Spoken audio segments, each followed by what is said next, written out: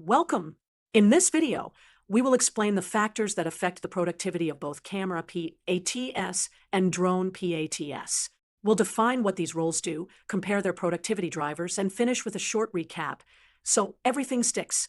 First, let's visualize the two roles. A camera PAT supports camera operations on the ground, while a drone PAT supports aerial capture. Both are critical for smooth production, but their productivity is affected by different constraints. Now, let's build a side-by-side comparison of productivity factors. We'll list camera PAT factors on the left and drone PAT factors on the right.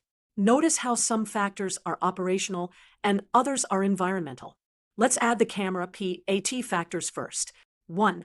Equipment readiness. Charged batteries, clean lenses, and properly set camera rigs. 2. Shot planning and communication with the camera operator. 3. Cable management and safe movement on set. 4. Quick troubleshooting during takes. Notice how these relate to speed, organization, and teamwork. Now let's add the drone PAT factors. 1. Battery life and charging cycle discipline. 2. Weather and wind conditions.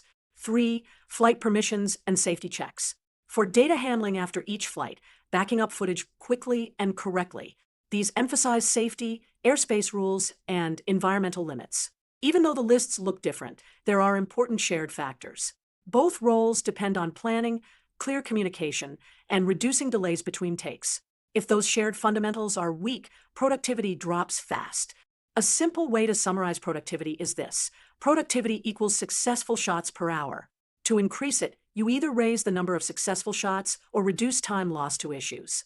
This is true for camera PATS and drone PATS alike. Let's recap slowly.